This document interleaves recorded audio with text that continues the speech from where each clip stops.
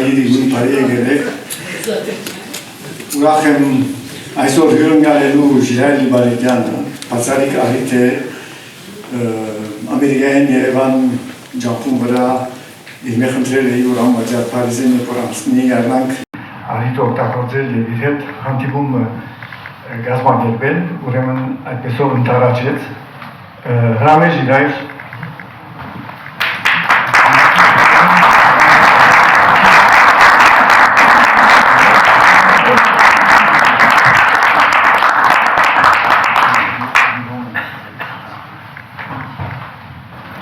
Ժիրայրը բազմապան դիվանագետ եւ նաեւ եղել է ինքը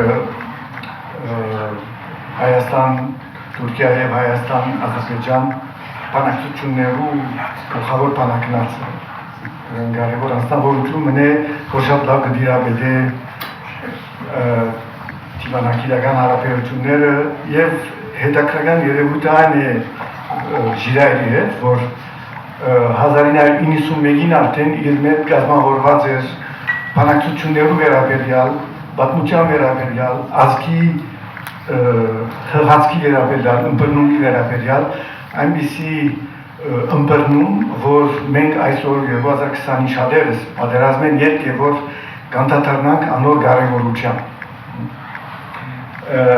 Ուրախ եմ, որ այս հանդիպումը դերեցա, որտեղ այսօրվա Հայաստանի շուրջ, ճակատագրի շուրջ սպառնալիքները շատ են և մեր մտահոգությունները մեծ են և անորոշ լավ ելար այս առիթ օգտագործել, զրուցելու, հարցումներ ուղղելու և նաև լուսաբանվելու երկուստեք թե հարության համար և թե բնականաբար Ժիրայրի համար, որ ինչ հարցադրումներ կան Ամեն վարակայի այստեղ իր հրադարագած գիտքերեն ուրեմն 4 հատը բանենք գներգայացնենք, կրնակ կնել վարը մուտքին արդեն դեղատրված են։ Երկար ավելի պիչ բանեմ իրեն ներգայացնեմ, խոսք իրեն դամ, բայց նախ առաջ տերևս պիտի հրավիրեմ նաև մեր թարգմանչուհիին Իզաբել Կորթյանին։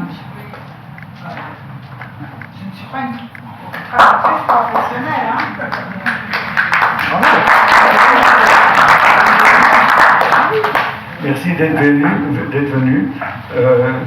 Nous sommes honorés d'accueillir ce soir donc Žiraj Libaretyan, qui est historien, diplomate, et il était le principal négociateur du processus de normalisation des relations entre l'Arménie et l'Azerbaïdjan et l'Arménie et la Turquie. Donc il connaît bien, il maîtrise bien ce domaine-là. Depuis 1991, il était conseiller du président Levon Tepedrosian et puis après vice-ministre des Affaires étrangères et secrétaire du Conseil de sécurité de l'Arménie. Donc je passe la parole.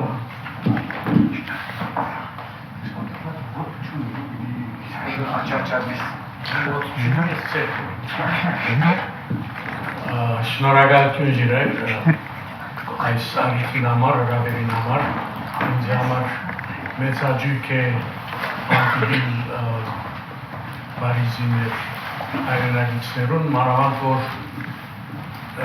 մեր մասնիճան չնան կամ կհիշեն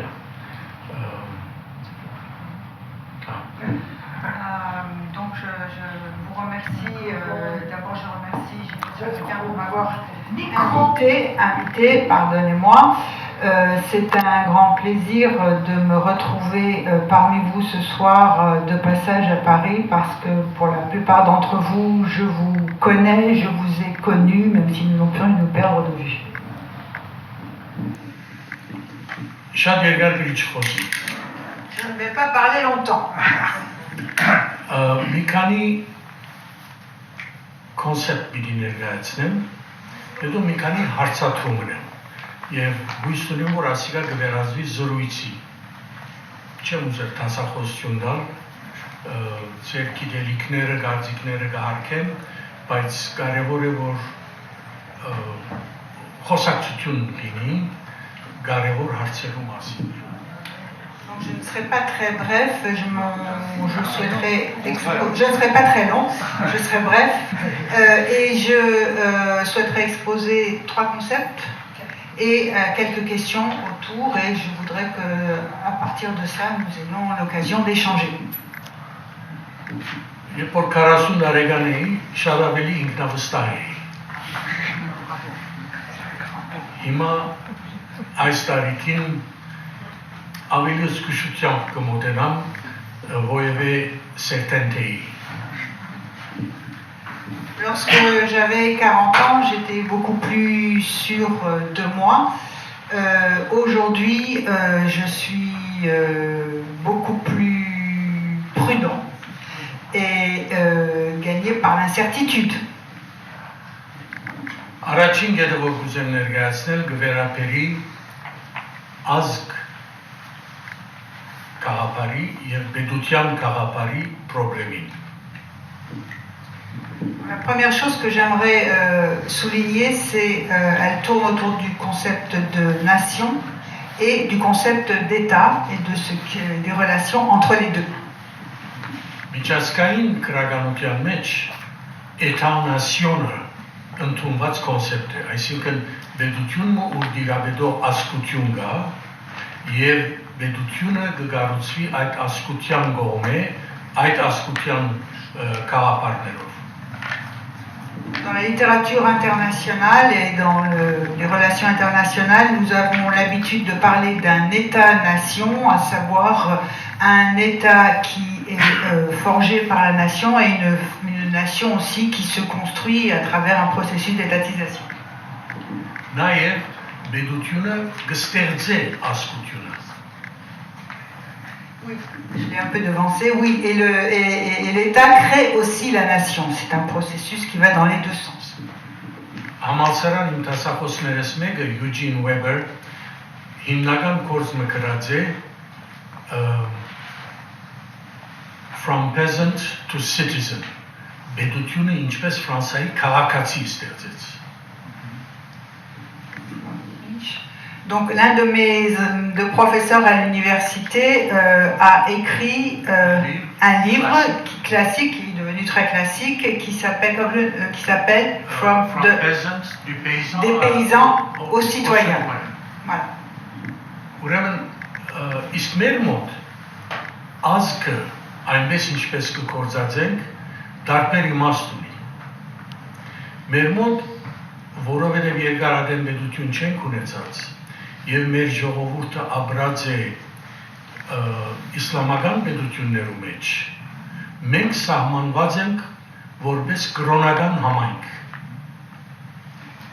Tandis que nous, lorsque nous employons le mot de ASC, de nation, il a un sens différent puisque pendant très longtemps, nous avons vécu sans État et sans être indépendants et nous avons en plus vécu dans un environnement où la religion majoritaire était la religion musulmane, l'islam, et donc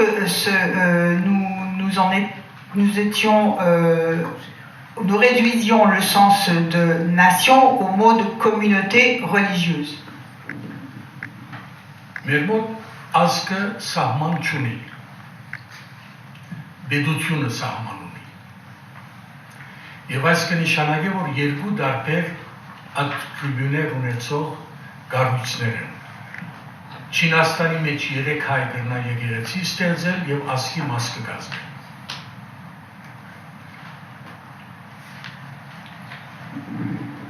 Chez nous, la nation n'a pas de frontières. C'est simplement l'État qui a des frontières. Et alors, l'histoire de la Chine, nous pouvons créer plus de 3... Nous pouvons être part de la nation en construisant une église en Chine. Oui.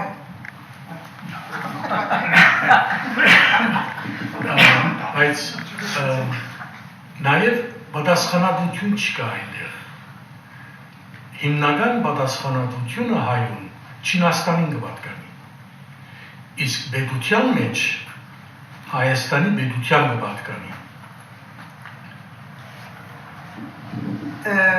suis pas... Alors la question de la responsabilité est importante puisque quand on construit une église arménienne en Chine, ce n'est pas, nous n'en sommes pas responsables.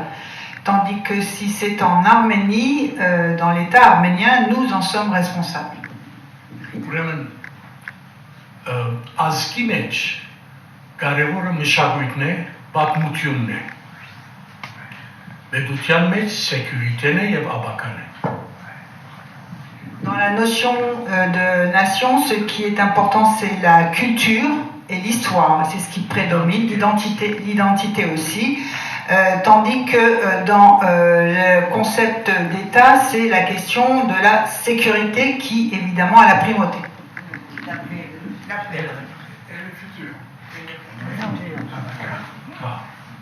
Ուրեմն այս հիման վրա կարող ենք մտածել քիչ մտարբեր Սփյուռք Հայաստան հարցը մասին։ Ազգը Չինաստան, Ամերիկա թե Հարավային Արգենտինա ազգը գրնա որևէ բան երևակայել եւ ուզել։ Հարց չէ եղավ թե չեղավ։ Պետությունը եւ պետության մեջ ապրող ժողովուրդը չի գրնար, որովհետեւ իրական կյանք է եւ քաղաքական է եւ միջազգային է եւ ռեգիոնալ է։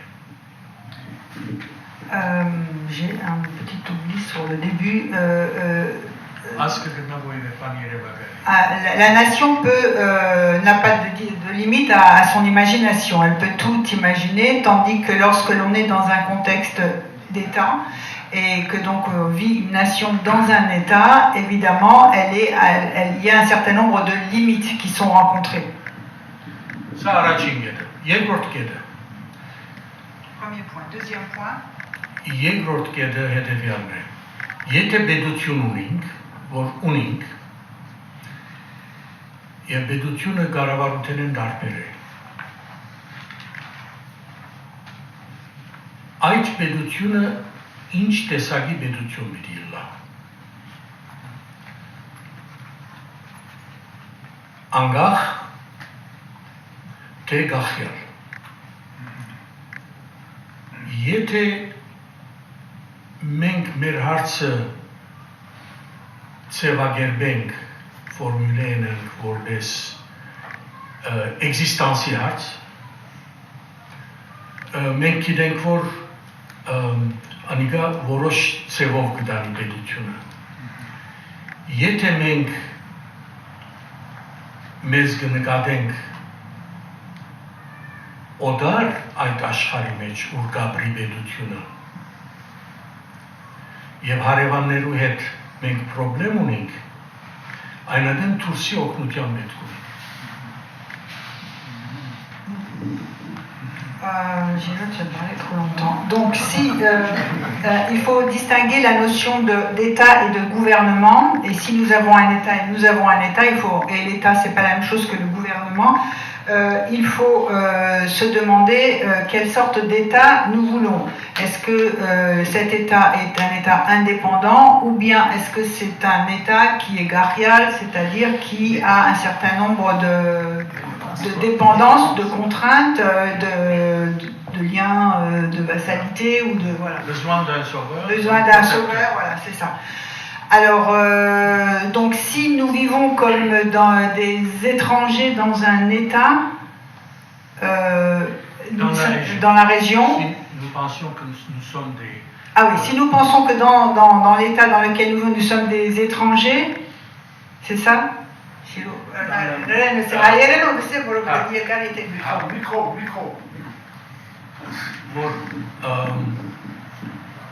Եթե մենք գոյություն կրնանք ունենալ միայն օդար ուժերով, հույսով, այնադեն մենք անկախ չենք գնալ։ Si nous estimons que nous ne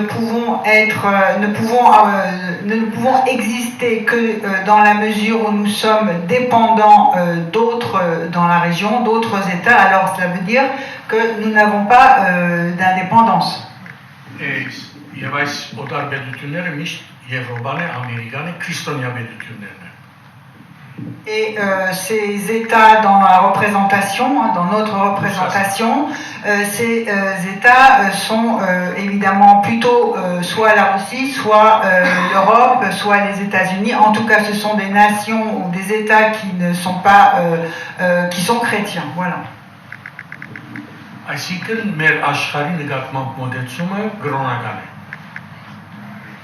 Ce qui signifie que notre rapport au monde, dans ce cas-là, est religieux. Սա երկրորդ կետը։ Երրորդ կետը։ Որ գպխի այս առաջին երկուքը։ Մենք մեր պատմության կառուցման մեջ տեղ ունենք կատարելիք։ Le troisième point qui découle des deux premiers est la question de savoir est-ce que nous avons quelque chose à faire dans la construction de cet État. De notre histoire. De notre histoire. Այսինքն, եթե մենք մեզ գտեսնենք որպես զոհ, անցյալին զոհ, ներկային պոտենցիալ, ապագային պոտենցիալ զոհ, c'est-à-dire que si nous nous considérons comme des victimes et uniquement comme des victimes dans le passé, des victimes du présent et dans l'avenir aussi toujours des victimes, այդ կնշանակե, որ մենք պատմության չենք մասնակցել մեր պատմության։ Cela signifie que nous ne participons pas à notre histoire et à l'histoire aussi du monde. Մենք միայն զոհ ենք։ Զոհը պատմություն չունի, զոհը մահ ունի։ Nous ne sommes que des victimes et les victimes n'ont pas d'histoire, il n'y a que la mort. Այսօր կհետևի հարցը, որ մեր ըսածները եւ ըրածները, մեր չսածները, որ պետք է լսեինք, չրածները, որ պետք է լնեինք, թեր գադարած են մեր պատմության մեջ։ Cela signifie que ce que nous avons dit, ce que nous avons fait, ce que nous n'avons pas dit quand il aurait fallu dire, ou ce que nous n'avons pas fait s'il avait fallu le faire, est-ce que tout cela joue un rôle dans notre histoire? Այսինքն մենք պատասխանատվություն ունենք, մեր պատմության մեջ պատահածներով ռեսպոնսաբիլիտե ունենք։ À savoir, est-ce que nous portons une responsabilité de ce qui nous est arrivé dans notre histoire et est-ce que nous nous comportons comme des sujets pleins de responsabilités? Այս կապակցությամբ մեկ նախատեսություն ևս։ Վերջին անգամ որ հայկական ինստիտուտ, օրգանիզացիոնը պատասխանատվություն արած է իր սխալներուն համար։ Et pour en terminer avec ce point, je pose une question. Quand est-ce que, pour la dernière fois, une institution, une organisation arménienne a endossé une quelconque responsabilité ou a reconnu une quelconque responsabilité? Մի քանի հարցում, որու մասին գուսամ գրնանք խոսի։ Առաջին արդյոք մեր հարցի միջազգայնացումը մեզ ովևէ բան տված է, սկսելով Բերլինի Սան Ստեֆանոյի դաշնակը։ Արևմուտքը մեզ ինչ է տված, ինչ թերև ունեցած Եվրոպան, Ամերիկան, Ռուսաստանը մեր պատմության մեջ, երբ մենք իրենց թիմած ենք։ Եվ ճիշտ ինչ է նրանց, որ մեզ բրգած է ովևէ փորձանք է։ La première question de toute une série de questions que je l'espère suscitera des échanges avec vous dans la salle, c'est celle de savoir qu'est-ce que les puissances étrangères depuis le traité de Berlin nous ont apporté lorsque nous nous sommes adressés à elles. Ընդհանուր հաշվարկը, le bilan de l'histoire, այն է, որ արևմուտքը օգտակար եղած է, երբ որ փորձանքը պատահած է։ Անգեց հետո որբանոց բացած են, անգեց հետո վրան ուղարկած են մեզ, սովից ազատած են թերևս, բայց փորձանքներեն փուն չեն ազատած եւ թերևս պատճառ դարձած են այդ փորձանքներում։ Les puissances étrangères auxquelles nous nous sommes adressés, elles sont intervenues certes, mais après que les épreuves soient arrivées ou les épreuves ou les catastrophes soient arrivées, alors à ce moment-là, oui, effectivement, elles sont intervenues, elles ont apporté une assistance humanitaire, elles nous ont envoyé des tentes, elles ont ouvert des orphelinats. C'est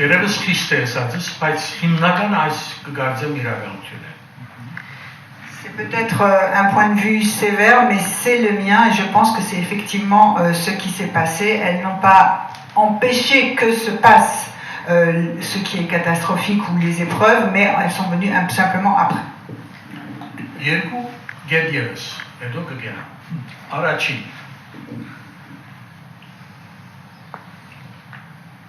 Եթե այսօր Հայաստանը վտանգված է, ինչ տեսակ վտանգ է, եւ եթե վտանգ է, ինչ պետք է անենք, որպես սպյուրք, որպես կազմակերպություն, ինչպես պետք է մտածենք այդ մասին։ Première question, j'en ai deux, enfin ce sera après j'arrêterai. Donc ce premier point c'est est-ce qu'aujourd'hui l'Arménie est en danger?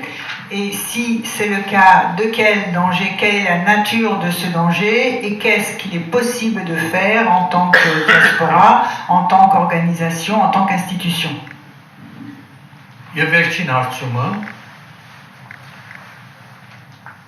Մենք որ միշտ գավարդանանք պատմության ընթացք սորվինք, հարցում 20-20 թվականի պատերազմեն ով ինչ սորվեցավ։ Et enfin, dernière question, nous qui nous targuons constamment d'avoir appris les leçons de l'histoire, qu'est-ce que nous avons retenu comme histoire de la guerre de 2020, la guerre de 2020-2023.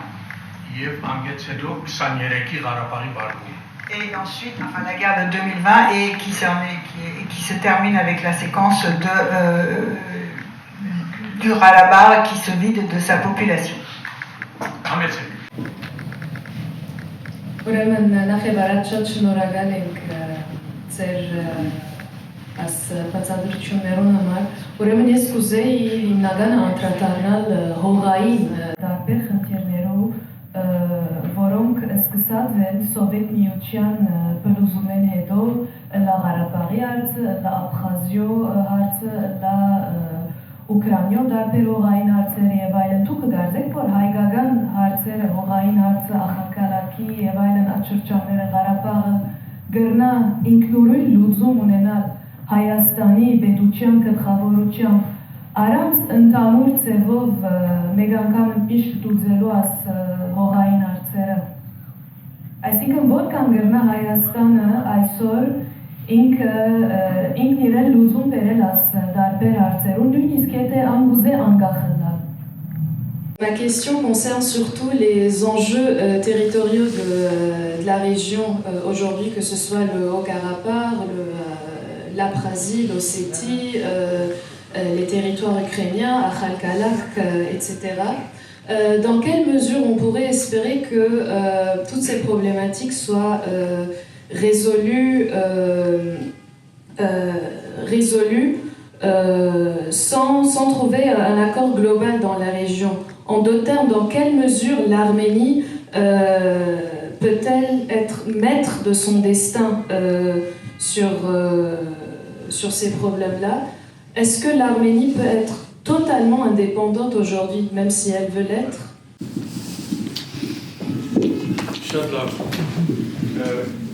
Vous êtes Mekepo Hatsum. Yes,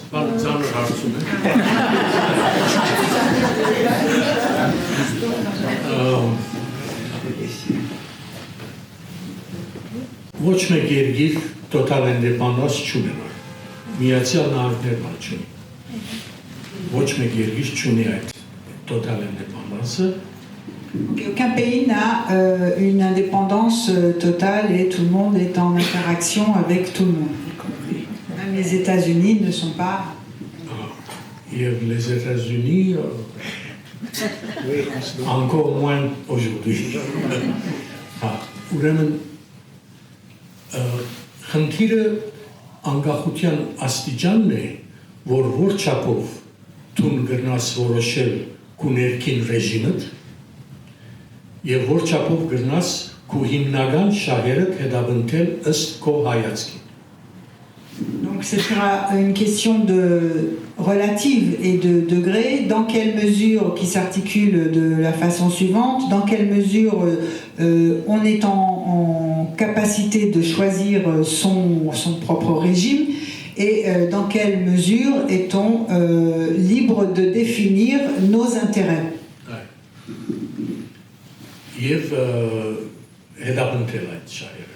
Et poursuivre et défendre ses intérêts. Միշտ համացանեցնելով գարելիություններուն եւ միշտ կողմերու մտահոգությունները tout en répondant aussi de façon satisfaisante aux besoins et aux demandes de ceux aussi qui sont autour de nous, avec lesquels nous sommes en interaction. Et de nos capacités. Et en fonction de nos capacités. Հարցումը որդվիկ երկու մաս ունի։ Հստակ է որ Հայաստանը, Աբխազիա, Ուկրաինա բան չի գնարնել, բայց Alors, votre question, elle a deux volets. Il est clair et certain que l'Arménie toute seule ne peut pas résoudre la question de l'Abkhazie ou celle de l'Ossétie. Mais ինչ կվերապերի ես կենթադրեմ խոսքը այն հողերն են ուր հայ գաբրի կամ մենք հողային բանջ ունենք, չէ՞, այդ այսօր այս հանրապետության են դուրս եւ միջազգային օրենքով եւ մեր կարողություններով այս հանրապետության սահմաններեն դուրս բանջ ներկայացնել գվտանքի Հայաստանի պետություն շատ բարձ է մենք այդ բանջը Ղարաբաղով ներկայացինք եւ առաջին պատերազմը հաղթեցինք բայց այդ հարցը չլուծվեց եւ Ադրբեջանը հետ եկավ եւ միջազգային իրավունքով 30 տարի ոչ մեկ երկիր մեր իրավունքը չջանցավ Ղարաբաղի վրա եւ հիմա այդ հարցերը դնել Նախիջևան, Նախալքալակ, Ղարաբաղ կնշանակե որ մենք այնտեղ ագրեսիոն ունեցող պետություն ենք եւ չի համապատասխաներ մեր security-ի հիմնական սկզբունքներուն մենք վտանգ կստեղծենք Donc je suppose que votre question n'était pas évidemment sur l'Abkhazie et sur l'Ossétie où il est clair que l'Arménie n'a pas évidemment de possibilité d'agir. En revanche, votre question devait porter évidemment sur les régions où vivent des Arméniens mais qui ne sont pas directement dans l'Arménie. Donc chaque fois que nous posons une exigence vis-à-vis pour satisfaire les besoins ou les droits de ces Arméniens qui sont en dehors de l'Arménie, nous mettons en danger l'État arménien. Nous avons évidemment posé la question des Arméniens du Haut-Karabakh. Nous avons gagné la première guerre en 1994. Pendant les 30 années qui ont suivi, à aucun moment les puissances de ce monde n'ont voulu évidemment reconnaître notre droit vis-à-vis de cette région-là. Et aujourd'hui, vous voyez la situation. Պարոն Լիպարետյան, ես սկսեմ ձեր վերջին մեզ շատ հուզող հարցից։ Ինչու մենք պարտվեցինք 2020 թվականի պատերազմում։ Ես կենթադրեմ, որ մենք պարտվեցինք, որովհետև մենք 30 տարի ձեռքներս ծալած նստել ենք, թարգմանեք խնդրեմ հետո։ La question c'est pourquoi en sommes-nous arrivés à la situation dans laquelle la défaite de 2020. Հիմա ես կենթադրեմ բոլորը երևի այդպես, որ մենք 30 տարի, 30 քանի տարի հանգիստ նստել ենք, չգիտեմ ինչու, աշխարհից պահանջել ենք, որպեսզի ճանաչի Արցախի անկախությունը, մենք մեր բանակը չենք հզորացրել, Ալիևը պատրաստվել է 30 տարի պատերազմի եւ դրա համար էլ հաղթել է։ Դուք ինչ կարծիք եք դրա մասին։ Je termine la question de Madame. Donc je suppose que comment se fait-il qu'effectivement nous ayons été vaincus comme nous l'avons été en 2020. Je suppose, dit Madame, que c'est parce que pendant 30 années et quelques nous nous sommes assis tranquillement à faire je ne sais quoi, pendant que de son côté, Aliyev se préparait évidemment à la revanche. Qu'est-ce que vous en pensez, Monsieur Libarega? Ես համաձայն եմ հիմնական, որ այնտեղ 20 տարի մենք մեծ բան չենք մեր բանակի կապակցությամբ, նոմինալ բաներ արեցինք. Donc je suis d'accord avec le fait que pendant 20 ans, nous n'avons pas fait grand-chose avec notre armée ou pour notre armée en dehors de quelques mesures symboliques.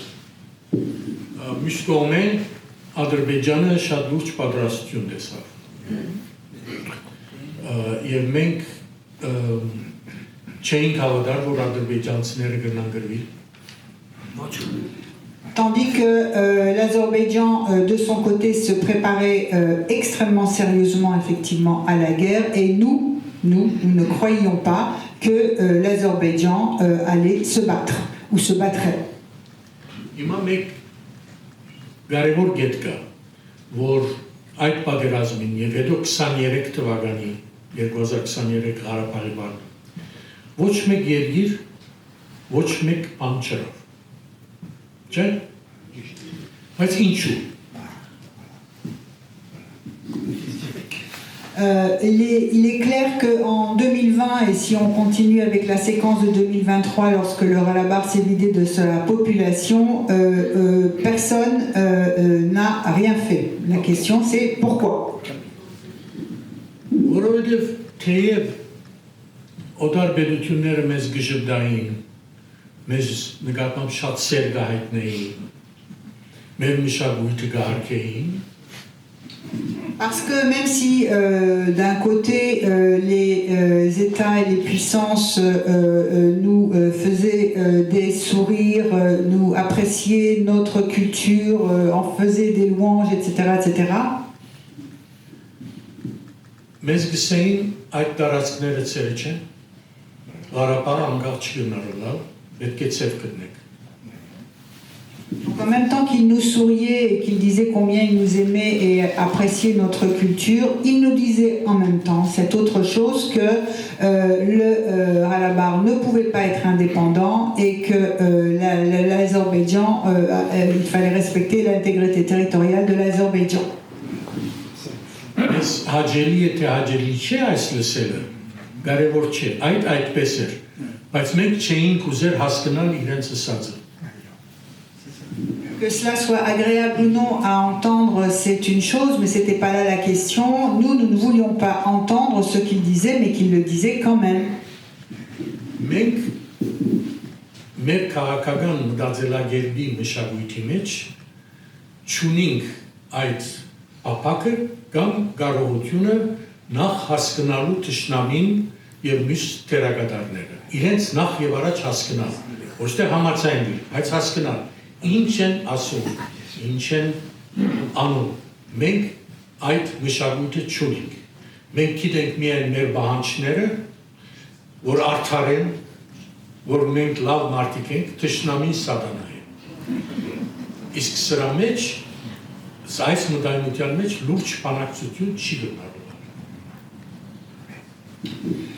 Malheureusement, nous n'avons pas dans notre culture politique l'habitude d'écouter, je ne dis pas se mettre d'accord avec ou d'être d'accord avec eux et de partager leurs opinions, mais nous n'avons pas l'habitude de chercher à écouter et d'écouter ce qu'ils disent, ce qu'ils veulent et d'essayer de comprendre ce qu'ils veulent vraiment. Alors pour nous, dans notre conception du monde, nous sommes, alors là cette fois on n'est plus les victimes mais on est les gentils, et nous sommes justes, notre cause est juste, et les autres, eh bien c'est le diable. Եվ մեր բանակցություններու մեջ մենք մաքսիմալիզմ ունենք։ Donc en se représentant le monde comme nous sommes les gentils et les autres sont les méchants et le diable, nous n'avons pas évidemment de possibilité de négocier, d'entreprendre des négocier, de négocier, nous ne savons pas négocier. Սեմ 1993-ին, երբ Ադրբեջանը մեծ հարձակում արավ եւ Ղարաբաղի վրա, իմ կորձը սեղավ երթալ Մոսկվա, Փարիզ եւ այլն եւ բեդություններ ունեցել որ տեսեք մեր ժողովուրդը կսպանեն։ Je prendrai l'exemple de ce qui s'est passé en 1993 quand l'Azerbaïdjan a massivement attaqué le Karabakh. J'étais en fonction et mon travail, ma tâche a été de me rendre à Moscou, Paris, un peu partout dans le monde, dans les capitales. Հիմա ինձ իսեք պատասխանը ինչ էր։ Խնդրեմ։ Ինչսին։ Et je vous laisse me dire, lorsque je disais dans les capitales et donc à mes interlocuteurs, mais regardez comment ils nous attaquent, regardez ce qu'ils font, je vous laisse deviner quelle réponse ces diplomates européens ou étrangers nous faisaient. Tout que c'est.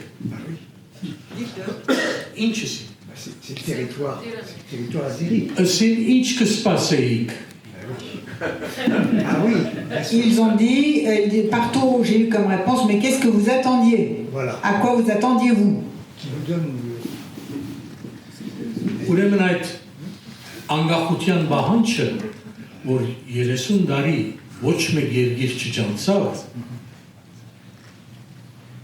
այնպիսի բաներ անգարելի, որ մենք մեր ակնկալությունները մաքսիմալիզմի որ հասցուցինք, այնպիսի բաներ, որ դիվանագիտությունը ցախողեցավ։ Եվ երբ որ դիվանագիտությունը կցախողի, պատերազմի կարելիությունը կշատնա։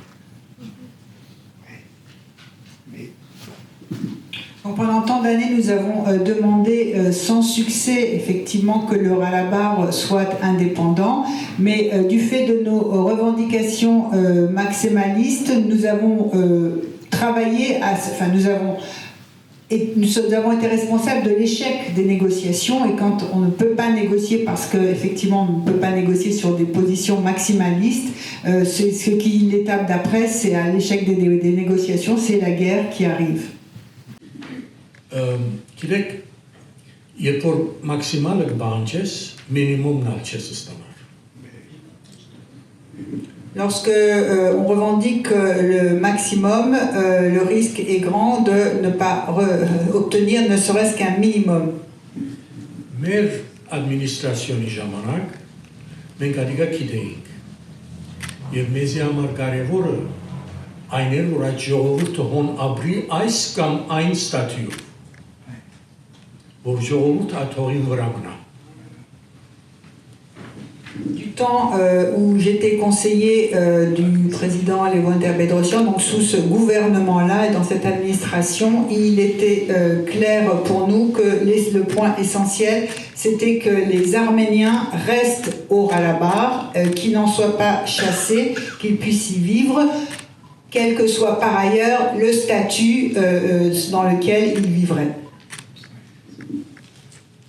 մինչև 2018-19-20 Ադրբեջանը մինչև 2012 Հեյդար Ալիևը և իր դղան 2003-ին Իլհամը այսօրվա նախագահը պատրաստ էին որոշ ստատյուտ տալու օտոնոմիի, անկախություն անկարելի է։ Եվ ադիկա կարելի կդարձնել, որ այդ ժողովուրդը ապրի հոն։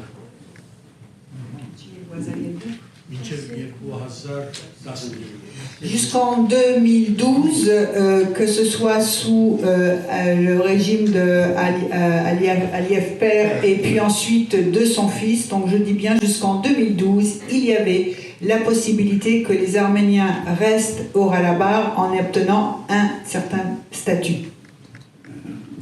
Բայց անգեց հետո Իլհամ Ալիևը սկսավ կասկածել, որ կարելի է նման լուծում տալ։ Մինչ այդ պատերազմի կպատրաստվեին արդեն։ Après 2012, Ilham Aliyev a commencé à penser que cette solution-là non plus ne pourrait même pas être obtenue, enfin, en résultat d'une négociation. Et pendant ce temps-là, de toute façon, il continuait à se préparer à la guerre. Իլհամ Ալիևը հստակորեն ասաց էր. մենք չենք կրնար թույլ տալ ստատուս քոյի շարունակությունը։ Ուրեմն պետք է քայլեր առնել, որպեսզի այդ ստատուս քոն փոխվի բանակցություններով։ Ilham Aliyev avait exprimé très clairement qu'il n'était plus possible et tolérable de rester dans cet état des choses, dans ce statu quo figé, et qu'il fallait parvenir à trouver une solution par la négociation. Բայց անգեց հետո սկսավ մտածել, որ կարելի չէ տեղ հասնել բանակցություններով, եւ երբ որ արդեն պատրաստ էր, պատերազմը կազմակերպեց։ Après cela, après un certain moment, donc en gros, après 2012, il a pensé qu'il n'a plus cru qu'il serait possible d'obtenir quoi que ce soit par la négociation de la part de la partie arménienne, et il a attendu d'être prêt pour faire la guerre, tout simplement.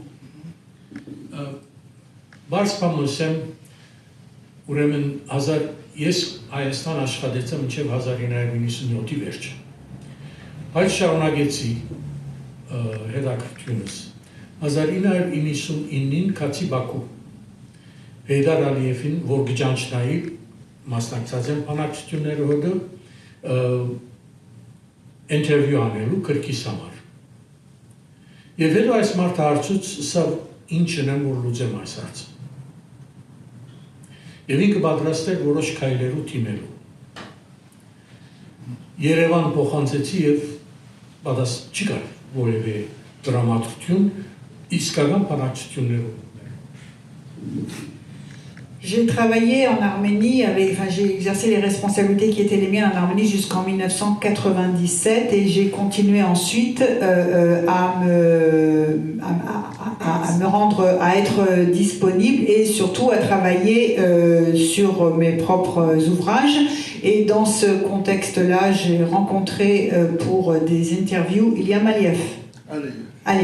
Heydar Aliyev, que j'avais en 1999. Donc j'ai rencontré Heydar Aliyev, donc le père de l'actuel dirigeant, que je connaissais par ailleurs parce que, en tant que participant aux négociations entre l'Azerbaïdjan et l'Arménie.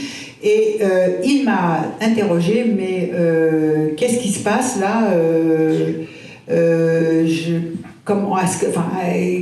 qu'est-ce qui se passe? Comment peut-on résoudre la question il attendait, il commençait à montrer un pointé, une espèce d'amertume vis-à-vis des positions des Arméniens. Je suis rentrée en Arménie et j'ai évidemment transmis cette question de Heydar Aliyev aux autorités qui n'ont pas donné suite et qui n'avaient aucune envie de rentrer dans des négociations sérieuses avec la partie azerbaïdjanaise. 2003 թվականին Իլհամը եղավ նախագահ եւ ինձ հրավիրեց Բաքու եւ 3.5 ժամ խոսակցություն ունեցած ենք եւ սա ինքը պատրաստ է որոշ մագարտակի օտոնոմի դալու Ղարաբաղին միայն չի գիտեր ինչը կարելի է, ինչը ընդունելի է։ En 2003, lorsque Ilham Aliyev a succédé à son père, j'ai été invitée en Azerbaïdjan et j'ai rencontré à ce moment-là Ilham Aliyev pendant un long entretien durant 3h30 à peu près. Et il m'a dit qu'il était disposé à accorder une certaine autonomie aux habitants du Haut-Karabakh, mais que oui, un certain degré d'autonomie, jusqu'à quel point il ne le savait pas encore, mais il attend. Et il ne savait pas il ne savait pas qu'est-ce qui de l'autre côté serait acceptable ou pas.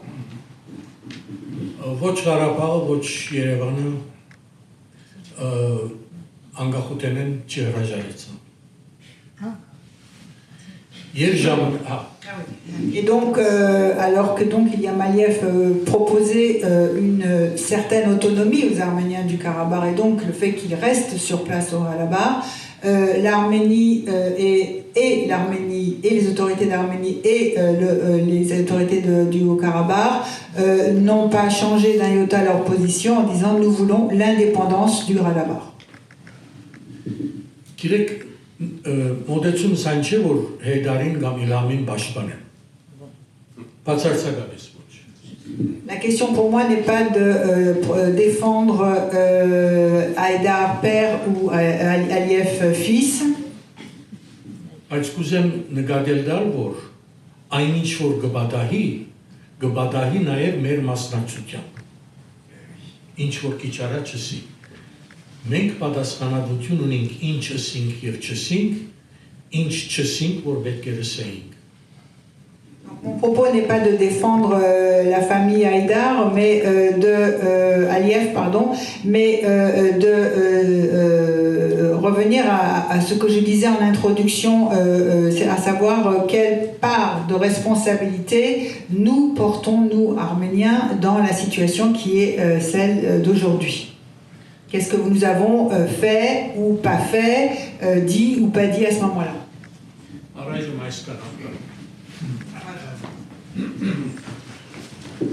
Je vais m'exprimer en français parce que je crois que M. Gérard Liberidian maîtrise 3 langues au minimum. 5, excusez-moi. 7, excusez-moi.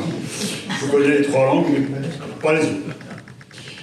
Alors vous avez fort justement, et je vous en remercie, exposé très clairement la différence qu'il faut faire entre État et nation. Si j'ai bien compris, l'État s'appuie sur un territoire, s'appuie sur un territoire, l'Arménie est un État, tandis que la nation est étendue à l'ensemble des Arméniens, y compris dans la diaspora. Tout le monde sait que les deux peuvent survivre grâce à cette réciprocité. Et tout le monde sait également que, malheureusement, vous n'avez peut-être pas eu le temps de l'évoquer, que notre nation possède 2 marqueurs ADN. 2 marqueurs ADN. Peut-être plus, mais en tout cas...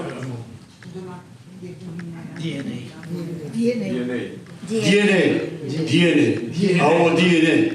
Our DNA is la religion que nous sommes les seuls à pratiquer et une langue que nous sommes également les seuls à pratiquer.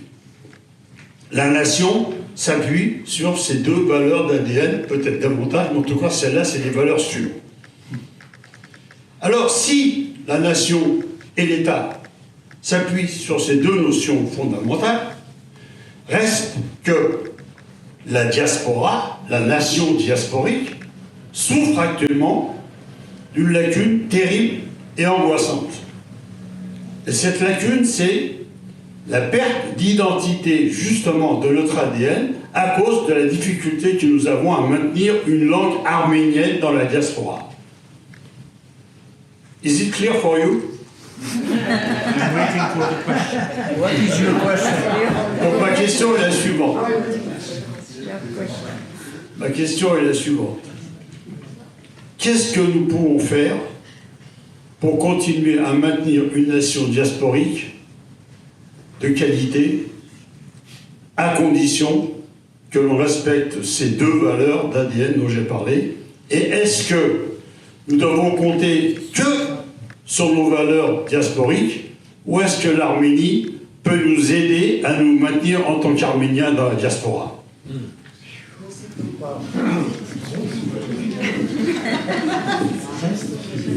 Alors, yes, համաձայն որ la religion et la langue sont nécessaires et fondamentales pour la diaspora. Le ou la diaspora? La diaspora. Mais la religion n'est pas nécessaire pour l'État. La langue est essentielle pour l'État. Asmek. Երկրորդ երկու մոդեցում կա հիմա սպյուրքի։ Մեկը այն է, որ սպյուրքը ինքն իր իդենտիտեն ունի, եւ ինքն իր կյանքը ունի, եւ իր էվոլյուցիոնը ունի, եւ իր լուծումներ ունի։ Le deuxième point, je passe au deuxième point. Il y a deux approches possibles de la diaspora. La première, c'est que la diaspora, c'est une entité qui est autonome, qui a sa propre vie, sa propre histoire, sa propre dynamique. C'est-à-dire, elle peut très bien vivre sans l'Arménie. Première approche.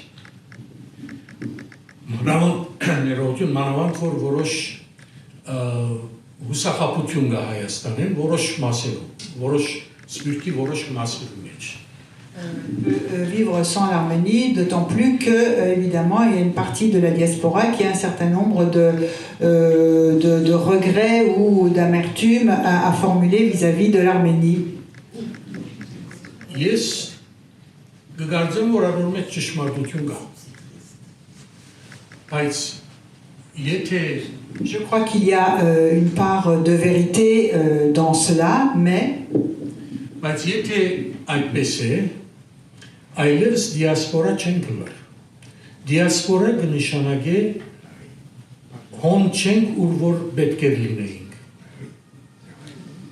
mais si c'est cela, alors cela signifie que nous ne sommes plus une diaspora, parce que la diaspora signifie être là où nous ne devrions pas être et ne pas être là où nous devrions être.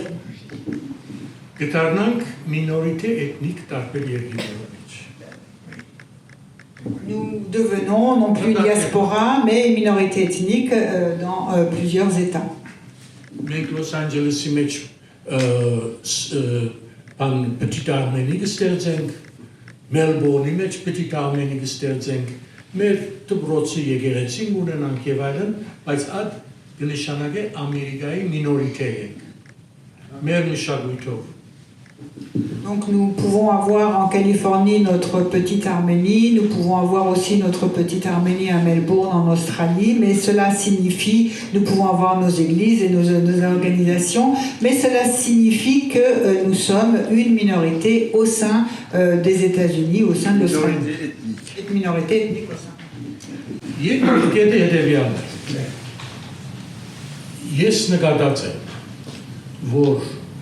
Եվ Ամերիկայի, եւ Եվրոպայի, եւ նույնիսկ միջին արևելք պետություններում մեջ Ավստրալիա մինչեւ Հարավային Ամերիկա Հարաբերական շարժումով, բادرազմով, անկախությամբ նոր սերունդը նոր կյանք ստացավ եւ շատերը այլևս թաքրեցան հարցնել է ինչ է հայ, որտեղ Հայաստան կար Troşkar, կառավարություն կար։ Մինչ այդ ես 64-ին Ամերիկա կացած եմ եւ ամեն սերունդ ինքն իրեն հարցած է ինչով ենք հայ, գրոնք, լեզու չեն խոսիր հայ ենք, հայ չենք, Այդ խնդրեմը ամեն սերով եւ այդ պատասխան չկա այդ հարցում։ Ով որ գսկա հայ է, բայց կրնա մասնակցի կամ չմասնակցի։ Բայց երբ Հայաստանը եղավ, այլևս հարց չկար թե հայը ինչ է։ Մեկ անգամ Երևան գերտա եւ գտեսնենք ուրիշ բան։ Պետություն է, ժողովուրդ է, լավ, վատ, բայց դարբեր քալիքե գա։ Եվ անգեց հետո շատերը սկսան հայերեն սորվի։ Մեկ մասը, փոքր մաս Երևան փոխադրվեցավ։ Շատերը կացին աշխատեցան ու եկան, բայց Հայաստանի գոյությունը իրենց սպիրկահայ լինելու իմաստ տվավ։ Հայաստանը իր գոյությամբ կօգնե սպիրկին, իր գոյությամբ։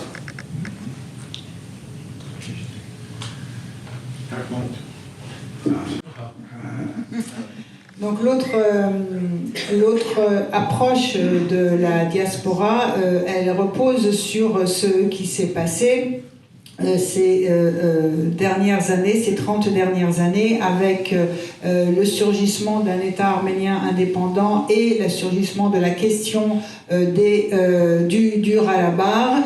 Les Arméniens, avec la guerre aussi et la victoire, les Arméniens se sont sentis arméniens. Pour eux, être arménien, c'était simple. Il y avait un État qui s'appelait l'Arménie, il y avait un drapeau, il y avait un gouvernement, et on ne se posait plus la question de savoir, celle qu'on s'est posée jusqu'aux années 90, 1990 et l'indépendance de l'Arménie. Qu'est-ce que c'est qu'être arménien? En quoi je suis arménien? Est-ce que c'est parce que je parle arménien? Est-ce que c'est parce que je vais à l'église? Etc. C'était tout simple, et la nouvelle génération a donc s'est senti à nouveau arménien ou s'est arménisé, a appris l'arménien. Beaucoup sont allés soit en simple visiteurs, d'autres y sont allés travailler, d'autres encore s'y sont installés.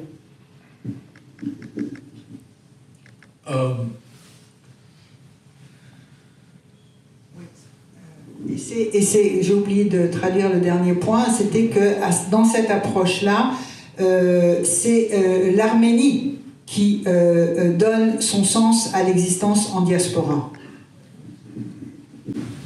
Ես գործակից ընկերներ ունիմ շատ սիրելի, որոնք սպիրկի մասնակցել են, եւ մեկ մասը գսե եւ գազագերբություններ կան հիմա, որոնք ասեն մենք Հայաստանին ամեն բան դվինք եւ Հայաստանը մեզի բանը չդվավ։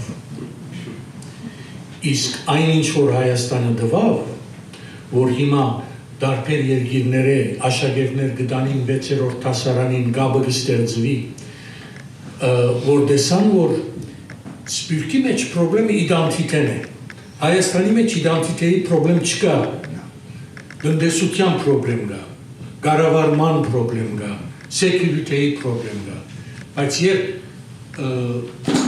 չգիտեմ Բոստոնի երեխան գերտա Հայաստան, մեկ ամիս կմնա, այնտեղ ուրիշ լծված կլի, այնտեղ ուրիշ բան կստանա, եւ ադոր քինը կարելի չէ, սպիրկի մեջ մենք միլիարդներ ծախսած ենք, այդ իդենտիտեն, քիչ-մը լեզուն, քիչ-մը պատկանելիությունը, իսկ երբ Հայաստան գերտաս, այդ հարցը չկա, Հայաստանը դվավ, այնինչ մեր բոլոր գազագերբությունները չեն գրված։ J'entends ici et là en diaspora un certain nombre de personnes ou d'organisations dire nous avons tout donné à l'Arménie, et qu'est-ce que l'Arménie nous a donné en échange? Rien du tout. Je voudrais simplement vous faire remarquer que quand un enfant de Boston se rend ensuite en Arménie pendant un mois, qu'il fait des cours d'arménien et qu'il revient, ce qu'il reçoit à ce moment-là n'a pas de prix. Il se sent complètement arménien, mais la question de l'arménité à ce moment-là, ce n'est plus une question d'identité. En Arménie, il n'y a pas les questions d'identité qu'elles se posent en diaspora pour les Arméniens. En Arménie, les problèmes, c'est la question économique, c'est la question de la sécurité du pays. Il n'y a pas que ça. La question du gouvernement. Il a rajouté aussi que c'est l'Arménie qui nous redonne notre arménité quand on y va. Ben oui, qu'elle n'a pas de prix. Ce que nous donne l'Arménie, ça n'a pas de prix, j'avais dit oui. Դուք կգարձեք, որ սպյուրքը, ովև սպյուրքերը պետք է հայկական կառավարությունին եւ հայկական քաղաքականությունին զբաղվի, մեջ մտնա կամ անկախ մնա։ Սպիրկը գնա օգտակար լա։ Սպիրկահայեր գնան առաջարկություններ։ Մենք իրենք, որ անկախության շրջանին սպիրկի 3 կուսակցությունները Հայաստան մտան։ Հարցում դա միայն, ինչ օգտակարություն ունեցա։ Այսինքն,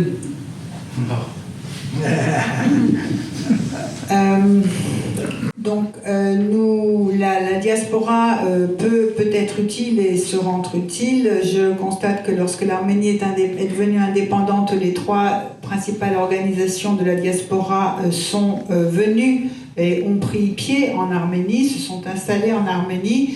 Et la question que je pose, c'est quel fut leur apport? Qu'est-ce qu'elles ont apporté? Երբ սկսա աշխատի լանդեր, դակավին Սովետ միությունն էր։ 91 հունվարին անկախությունը 1 տարի հետո եկավ։ Եվ այնտեղ տեսնեի գուսակցությունները եկան եւ ճանչտան հնչականներն, ռամգավարներն, տասնակցականներն, թե վերջինները հետս չէին խոսել շատ։ Եվ կսեմ ինչու եկած ժողովրդավարություն սովորեցնելու։ Իսկ այդ 3 կուսակցություններն ալ դիկտատորական կուսակցություններ են։ Իրենց ներքին գարկով դեմոկրասի չունին։ Ոչ ալ փաստորեն կմասնակցին, որ բացի Լիբանանեն, քիչմա անալ շատ sectarian հիման վրա, մեր կուսակցությունները չունին այդ բանը։ Այդ ժողովուրդը ինքն իրեն դեմոկրասին ստեղծեց, իսկ դուրսեն եկածները ես չեմ գիտեր ինչ առավելություն դվի։ Մասնակցությունը Սպիրկը շատ մեծ մասնակցություն ունեցած է եւ շատ կարեւոր։ Մի քանի ձևով։ Քաղաքական իմաստով միայն այն չափով, որ սպիրկահայ մարդիկ ինձ նման, Վարդանին նման, Ոսկանյան եւ այլն, կացին երբ որ գրցան օգտակար լինալ։ Բայց ես օրինակի համար մերժած եմ արտաքին գործերու նախարար լինալ, փոխնախարար եղա, գրթության նախարարը լալ եւ դարբեր մտածելով որ սպիրկահայը պետք չէ նախարարը լա։ Սպիրկահայը խորհրդական պետք է լա։ Մեր գործը չէ իրենց տաստը, մեր գործը մասնակցել է։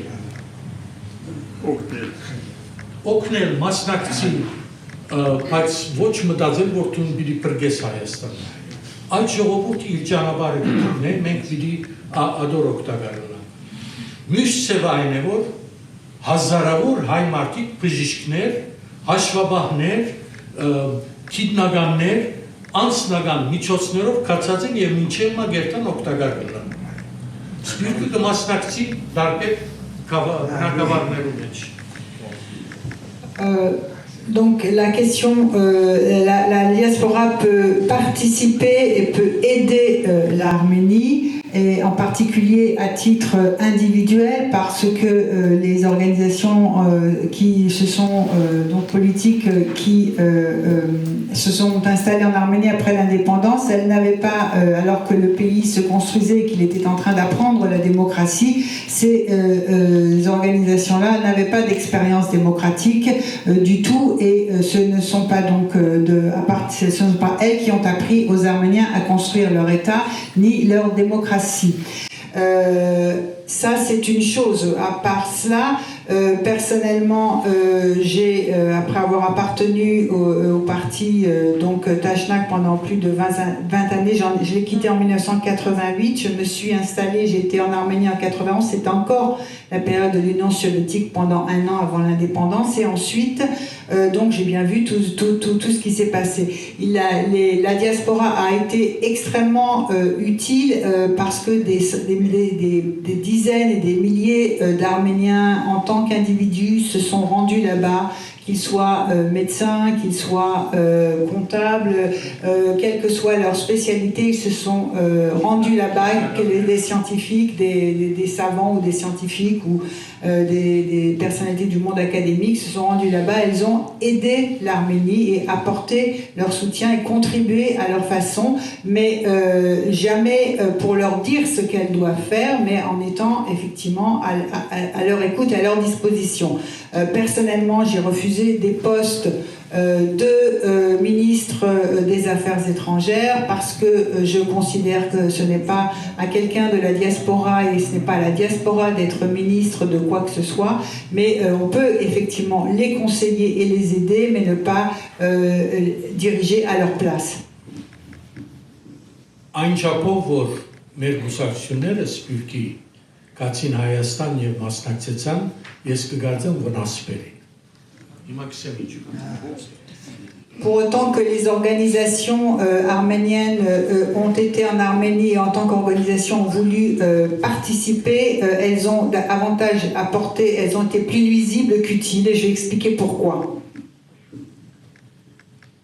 Սփյուռքի քաղաքական օրագարկի առաջին գեդը ցեղասպանություններ եւ ցեղասպանության ճանաչում։ Հայաստան այդպես չէր։ L'agenda politique de la diaspora, c'était la question du génocide et la reconnaissance du génocide, mais ce n'était pas la question prioritaire à l'agenda de l'État d'Arménie. Այս առաջին գետ, երկրորդ գետ։ Մեր ժենոսիդը մեր բակության մեջ անշուշտ ամենեն դժվար, դխուր եւ ցավալի եւ կոնսեկվենս ունեցող դեպքն է։ Մենք հայրենիք գործունեություն։ Ուրիշ ժենոսիդի ենթարկվող ժողովուրդներ հայրենիք չեն գործունեացած։ Մենք միակն ենք, որ ադորբաջարով հայրենիք գործունեություն։ Սա մտածելու բան է։ Եվ ադոր համար մեր համար անշուշտ որ շատ կարևոր է։ Բայց երբ ժենոսիդը դարձուցինք մեր քաղաքականության հիմք, մենք չգրցանք ուրիշ բան մտածել։ Մենք աբական չգրցանք մտածել։ Ո՞ր է մենք ո՞ր է։ Սփյուռքը, այլ որը դարանի այլ ինչպես Սփյուռքի քաղաքականությունը։ Les քաղաքականությունը դարի Հայաստան։ Քաղաքականություն չունի։ Ունի քաղաքական ուսակցություններ կան շարժումներ։ Լավ, հիմա Alors, je vais traduire donc cette. Bien entendu, quand j'ai parlé, donc il a dit des deux agendas, l'agenda de l'Arménie, ça n'était pas la priorité, ça n'était pas le génocide et la reconnaissance du génocide. Cela ne veut pas dire que nous méconnaissons, je méconnais ce qu'est le génocide. C'est un événement tragique, très douloureux et il faut bien ne jamais oublier que nous sommes un peuple qui, et c'est le seul dans l'expérience des génocides au XXe siècle, qui a perdu ses terres à l'occasion d'un génocide. Donc c'est effectivement un événement extrêmement grave, douloureux, mais ça ne peut pas être en prenant toute la place, et ça ne peut pas devenir une ligne de conduite politique en politique internationale. Մեր գուսակցությունները Հայաստանի մեջ զարգացուցին այն գաղափարը, որ ժենոսիդը միայն պատմության հարց չէ, այլ նաև սեկյուրիտեի հիմքը պիտի լա։ Այսինքն, որ մենք պետք է մտածենք միայն այն բանին մասին, որ վաղը Թուրքիան պիտի հարձակի եւ մեզ Հայաստանի մեջ չարթե, մնացածն չարթե։ Այս մտայնություններ, այսինքն ժենոսիդը դարձավ սեկյուրիտեի հարց։ Lorsque les organisations politiques de la diaspora sont arrivées en Arménie, elles sont parvenues à développer, à répandre l'idée que le génocide de 1915, ce n'était pas seulement une question d'histoire, mais c'était une question aussi de sécurité, et que donc notre priorité devait être effectivement d'éviter qu'un nouveau génocide, de donner l'occasion d'un nouveau génocide aux Turcs. Իսկ եթե մեր միակ մտահոգությունը եւ գլխավոր մտահոգությունը, հիմնադիր մտահոգությունը պետք է անելա, որ վախնանք, որովհետեւ Թուրքիան պիտի կա մեզ չարթե, ուրեմն մեկ հարց կմնա լուծելու։ Et si toute notre inquiétude et vigilance, c'est de vivre dans la crainte que demain, peut-être la Turquie peut à nouveau nous massacrer. Donc si c'est le cas... Այդ բարակային մեկ հարց կմնա լուծելու, ով պետք է մեզ պաշտպանի։ Ոչ անկախություն, ոչ այս որ, մեկը պետք է կա մեզ պաշտպանի եւ ընդհանրապես 200 տարի է այդ մեկը Ռուսաստանն է։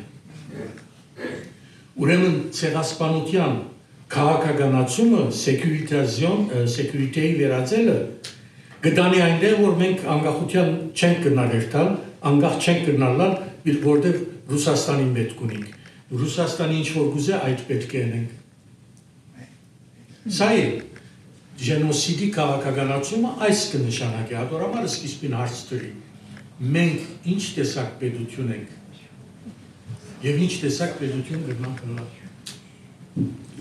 En faisant du génocide une question qui n'est pas simplement historique mais politique et en le politisant donc, si nous considérons que la seule chose notre préoccupation fondamentale c'est de prévenir un nouveau génocide, alors la question qui reste à se poser c'est qui peut nous aider, qui peut nous sauver, et à cette question depuis 200 ans nous avons répondu que c'était la Russie qui évidemment sauverait les Arméniens de la Turquie. Donc ça veut dire que nous renonçons à l'idée, et je retourne aux questions que je posais en introduction dans ma présentation, c'est quelle indépendance nous voulons et qu'est-ce que nous voulons.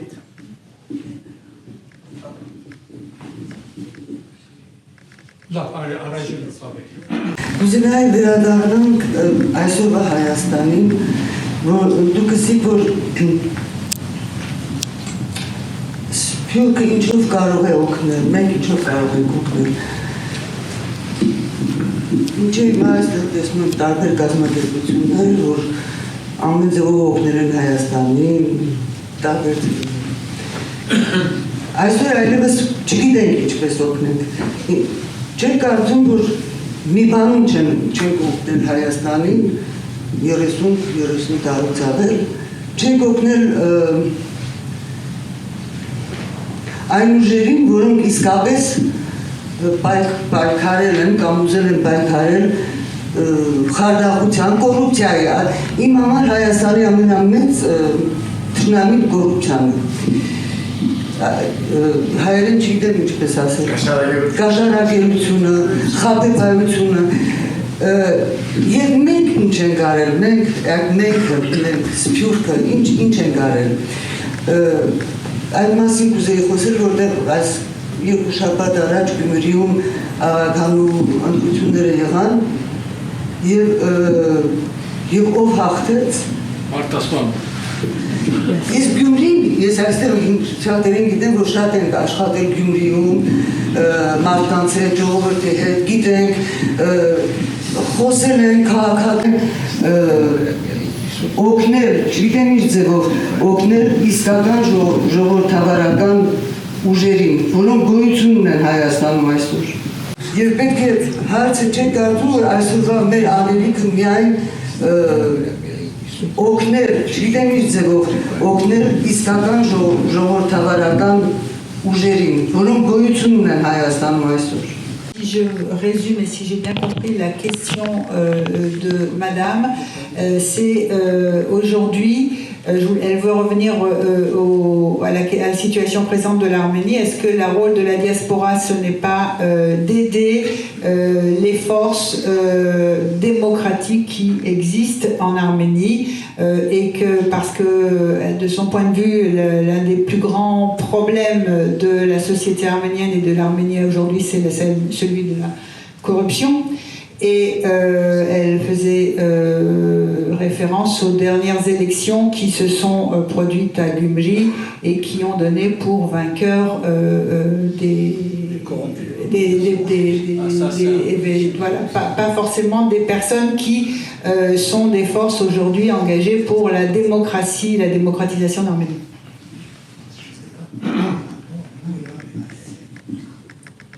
Անշուշտ, եթե կարելի է օգտագործել, հարց չկա, այդգա գասկած չունի, որ գասկած չկա, որ անիկա պրոբլեմ է, թե եւ կգործեմ, որ այդ մեծ գաշարագերությունը, որ գար պետության ամենին բարձր մակարդակներուն, հիմա գրեթե չկա։ Գա նեպոտիզմ,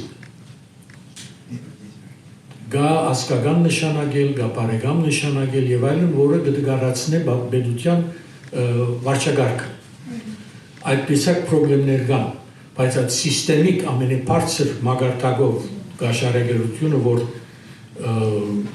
մեր ժամանակ ալկար, բայց մեր ժամանակ սիստեմիկ չէր բարձր մակարդակով։ Քոչարյանով եւ հետո Սերժով ադիգա եղավ եւ այդ մարդիկ միլիարդներով գխոսին։ Լուիս Սիմոնը գիտեք ով է։ Լուիս Սիմոնը ես լավ գճանչնայի նախքան մահանալ քնացի դեսած ինքը խոսեցանք եւ Լևոն Տեր-Պետրոսյանից կանգնեց, որովհետև Լևոնը իր գաթողիկոսական տեխնազույին, այսօրվա գաթողիկոսին չնշանագեց կամ չսադարեց։ Երբ դուրս կելեի, հա։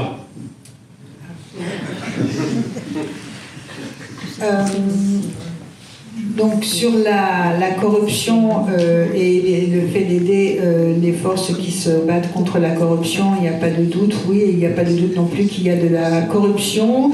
Elle a toujours existé, elle s'est en particulier renforcée, devenue à un niveau systémique au moment de Kotcharian, de la période de la présidence de Kotcharian et Serge Sarkissian.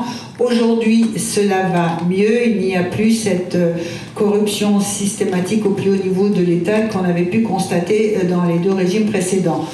En revanche, il reste du népotisme, oui, où je place un ami, où je place une connaissance, ça existe toujours. Vous connaissez donc Louis Simon, une personne que j'ai connue et que j'ai rencontrée avant sa mort. Elle protestait et elle se plaignait de Levon Ter-Petrosyan qui n'avait pas soutenu la candidature de Galekin II au Catholicosat. Ուրեմն ես վեճի մեջ չեմ մտներ իր հետը։ Je ne rentre pas, je refuse de rentrer en polémique avec elle sur cette question. Երբ հանդիպումը վերջացավ, թուրը հասած էի, Լուիզը հարցուց, որքան հարստություն ունի կգարձես Ռոբերտ Քոչարյանը։ Donc je n'ai pas voulu répondre à sa question et lorsque l'entretien a pris fin et que je me dirige vers la porte, Louise Simon me demande, à ton avis, ou à votre avis, je ne sais pas si, quelle est la fortune, à combien se chiffre la fortune de Robert Kotcharian? Si tu aimes qui est, ça tout le même pas qui est. J'ai répondu que je n'en savais rien et elle m'a dit, mais comment toi tu sais tout? Ես ասի սավներու չեմ հավատար։ Ես փաստ չեմ լսած։ Գիտեմ, որ մեկ շաբիգով եկավ նախագահությունը որ սկեց 12 ադուներ։ Je lui dis, moi je ne sais pas et je n'accorde pas crédit aux rumeurs. Ce que je sais, c'est que donc il est arrivé au pouvoir, il avait une chemise et lorsqu'il en est parti, il en avait 12. Սավ ես գիտեմ 3-4 միլիարդ դոլար ես մեգեն երկուքը լսած էի սա դեսար գիտես չեմ գիտեր ես լսած եմ բայց դու գիտես 3-4 Եվ թուրը պիտի պագեի, ետ բացի Սիլյուից Տեր-Պետրոսյանը ինչ ունի, սա ոչինչ, սի շնորհակալ։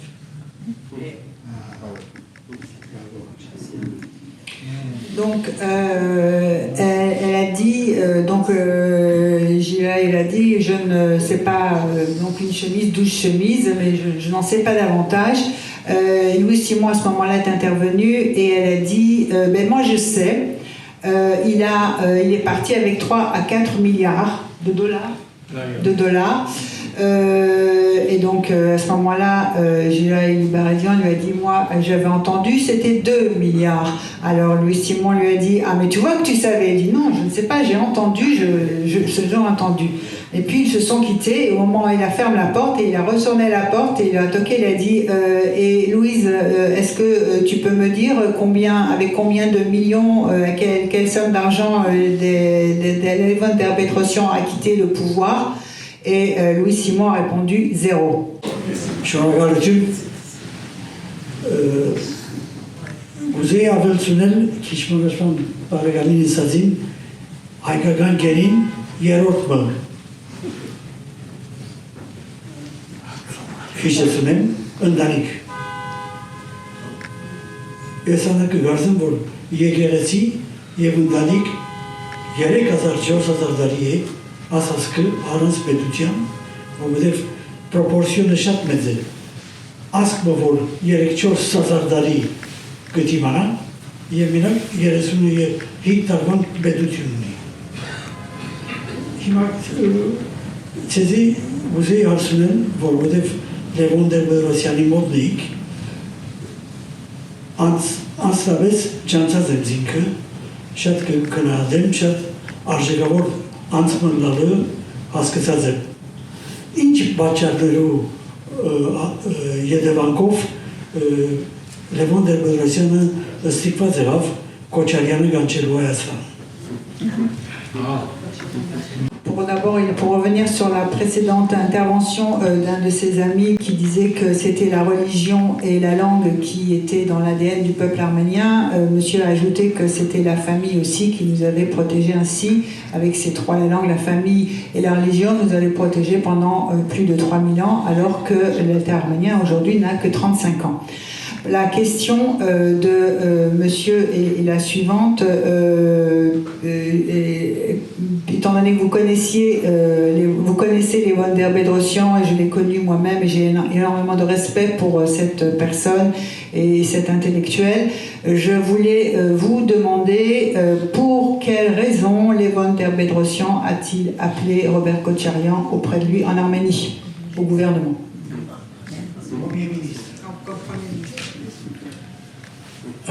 Հիպոթեզները շատ են, շատ մարդիկ շատ վստահ են ինչու և դարբեր պատճառներ ունի։ Ես հիմա որ մեջ չեմ ուզեր մտնել, միայն ուզեմ ասել այն ինչ որ ես գիտեմ։ Alors il y a beaucoup d'hypothèses et beaucoup d'explications à chacune de ces hypothèses. Je ne rentrerai pas dans l'explication de ces hypothèses. Je vais me contenter de dire ce que je sais, ce que j'ai vu. Սկսեմ այդ հարցի սկիզբեն։ Մեր ամենադժվար բանակցությունները մեր ժամանակ եղած են Ղարաբաղի ղեկավարներով են։ Ոչ Թուրքիայի հետ, ոչ Ադրբեջանի, Ղարաբաղի ղեկավարության հետ։ Շատ տարբեր մոտեցումներ ունեինք։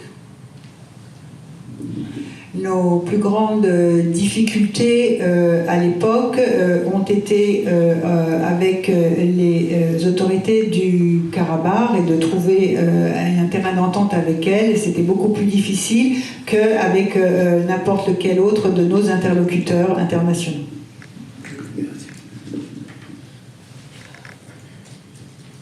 Իրենք լրիվ տարբեր perception ունեին աշխարհի։ Իրենք ոչ մեկ ուղղակի պատասխանատվություն չէին զգար։ Հայաստանը զգար պատասխանատվություն աշխարհի դիմաց, որտեղ միջազգային ճանաչված պետություն է։ Ղարաբաղը չէր ճանաչված։ Ղարաբաղի ղեկավարությունը ներողություն ամեն բան գագնգալ էր։ Ils avaient, les gens du Karabakh, les autorités du Karabakh avaient une représentation, une perception du monde totalement différente de la nôtre et ils ne se sentaient absolument pas responsables devant l'histoire et devant le monde puisque l'État indépendant et qui était reconnu sur la scène internationale, c'était l'Arménie et eux ne se sentaient pas ce niveau de degré de responsabilité que devait endosser l'Arménie.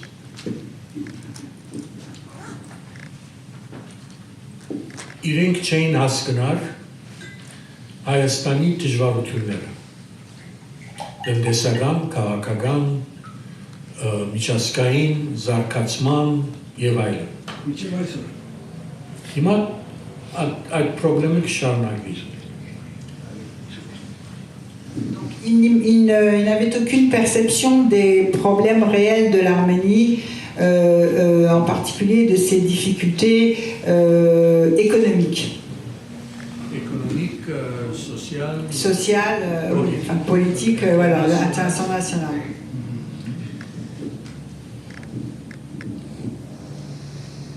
Ես քննադատելու համար չեմ ասել, ես իրականությունը կսեմ։ Այդպես է։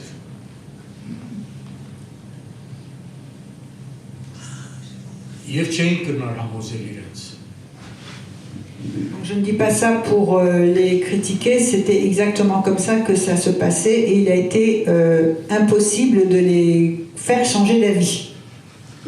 Ղարաբաղի ղեկավարությունը մեկ օրակարգ ուներ, Ղարաբաղը։ Եվ իրենց անկախությունը։ Հայաստանի կառավարությունը 25 օրակարգ ուներ։ Alors seul ordre du jour aux autorités du Ralabar, c'était le Ralabar et l'indépendance du Ralabar. Et pendant ce temps, l'ordre du jour de l'Arménie, il y avait des milliers de choses à l'ordre du jour de l'Arménie. Pas simplement le Ralabar et pas simplement l'indépendance du Ralabar. Եվ ակնկալություններ օրինակ դա Արկադի Գուգասյանը, որ արտաքին գործերու նախարար էր, հետո նախագահ, հետը շատ գրեթե ամենօրյա, Ռոբերտ Ղարաբաղյանը գրեթե ամենօրյա գաղուն ենք, ուրեմն անգամ 7 ժամ բանակցել ենք Արկադիի հետ, ես բանակցել եմ։ Arkady Rogassian, qui était ministre des Affaires étrangères, puis après qui a été Premier ministre au Ralabar, donc il va être ministre et ensuite président, pardon.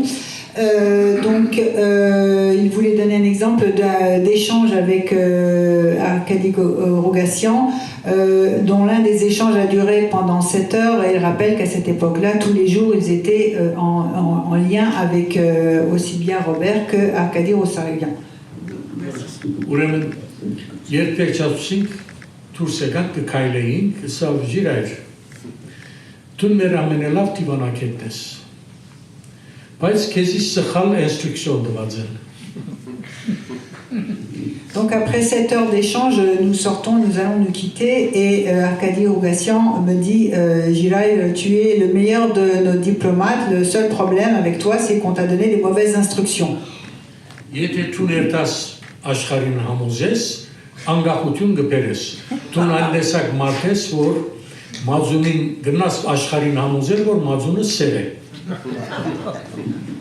Si on te donne la possibilité d'aller négocier, tu obtiendras ce que tu veux, tu es un de ces personnes qui est capable de convaincre le monde entier que le yaourt est noir.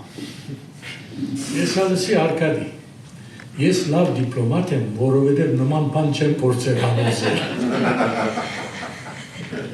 Alors j'ai répondu à Arkady, écoute, je suis un bon diplomate parce que je ne me permettrai jamais d'essayer de convaincre le monde de telles choses que le yaourt est noir.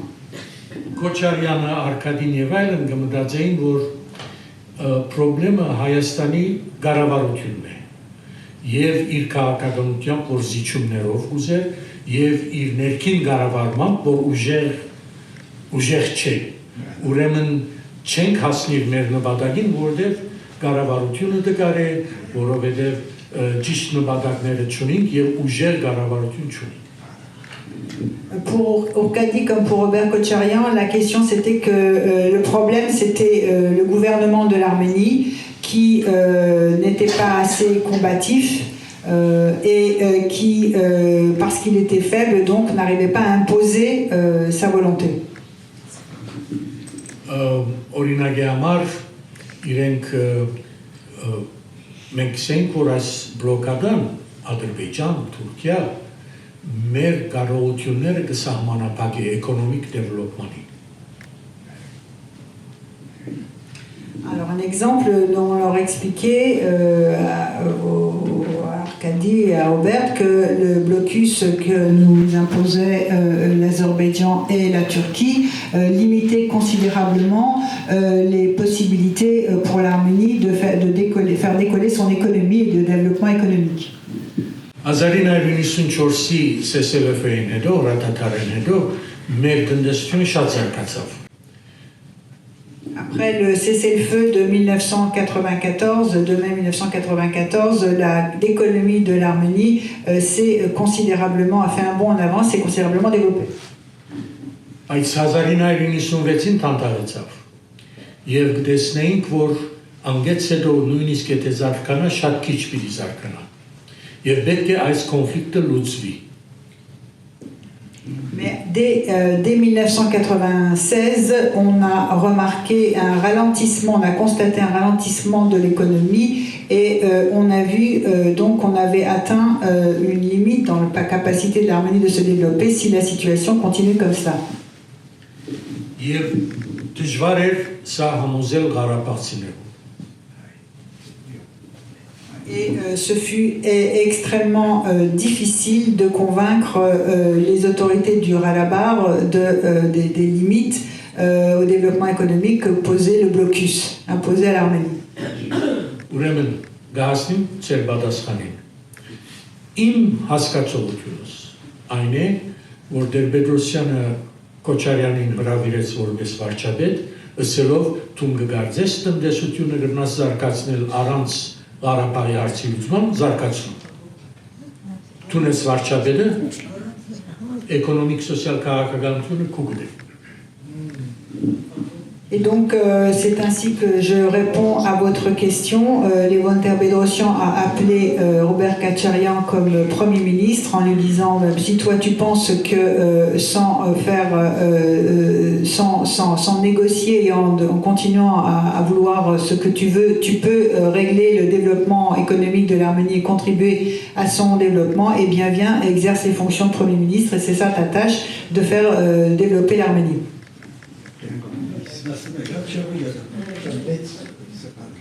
Հիմա Ռոբերտ Քոչարյանը հասկացավ գաչությունը, բայց ինչպես բացատրեց այն ձևով, որ Տեր-Պետրոսյանն է հարցը, ոչ թե բլոկադան։ Ter-Bedrosian est donc devenu Premier ministre et a compris la question, mais Kocharian.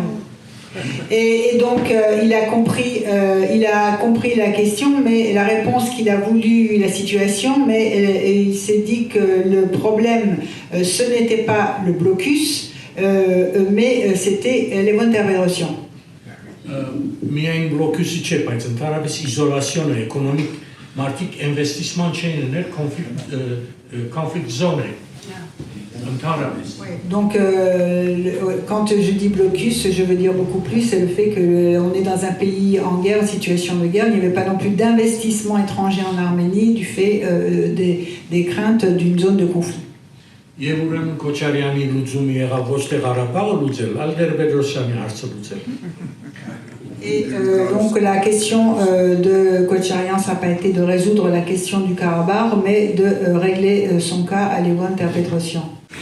Հարցը հետևյալն է, ասեցիք, որ Ղարաբաղի իշխանությունները չեն հասկանալ Հայաստանի վիճակը եւ այլն։ Այս անկախության Ղարաբաղի Ղարաբաղի Լևոն Տեր-Պետրոսյանին հնարքն է, կկարծեմ։ Այսինքն ֆիկտիվ բան է Ղարաբաղի անկախությունը, առանց Հայաստանի պետբյուջեին դրված դրամներով իրենք մեկ օր չեն գնարապիր ոչ ալ անդերիկ բանակը։ Ասպարակային չեմ գարձել, որ ինչ կգարձեք դուք, որ դժվար լա իրենց վրա ջունշում բանեցնել, որպեսզի հետևին Հայաստանի գեցվածքին։ Ասիկա առաջին հարցումս է։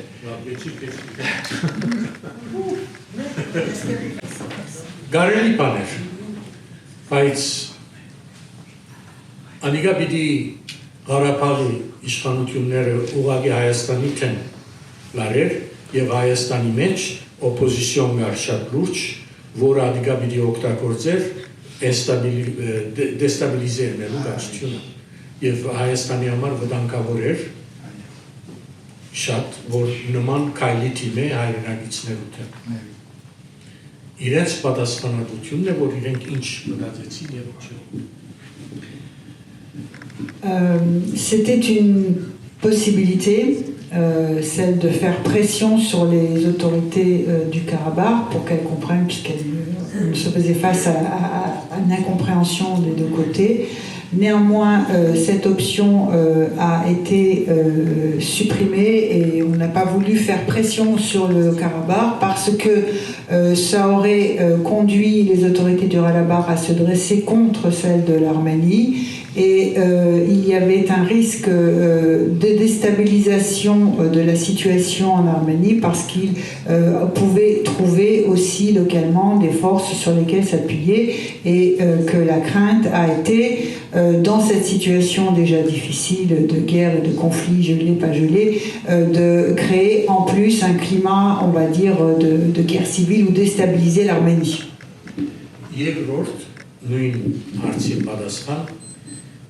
Դերբեդրոսյանը եւ ընդհանրապես մենք չէինք կարծեր, որ պրեսիոնով պիտի լուծվի, պիտի համոզվին, որ ընդունին իրենք։ Իրենց զորով ստատյու բարձրացրելը սխալ էր, որտեղ անիկա նաեւ Ղարաբաղը գվտանգեր։ Ուրեմն անհրաժեշտ էր, որ ան ռեզոնմանով, համոզելով, ցույց տալով, խոսելով լինի եւ չէր ստացվում։ La deuxième réponse à toujours la même question, c'est que ni Levon Bedrosian ni toute son équipe autour de lui, nous ne pensions pas que nous pouvions régler la question par des pressions et en imposant une solution au Karabakh, et parce que et que ça devait donc se passer, on devait les convaincre. De façon effectivement que aussi sur place la population puisse adhérer à la solution proposée. Երկրորդ հարցս հետևյալն է Հայաստանի 2018-ին հեղափոխություն է, օտարփոխություն է, չգիտեմ ինչն է, անոր հետևանքով խոստումներով եկավ Նիկոլ Փաշինյանը ղեկավարության ինչ է ձեր գարձիկը իրեն այս 8 տարվան ընթացքում վարած ներքին եւ արտաքին քաղաքականության կապակցությամբ եւ ինչ ապակա կտեսնակ Հայաստանի մեջ այսօրվա դրությամբ։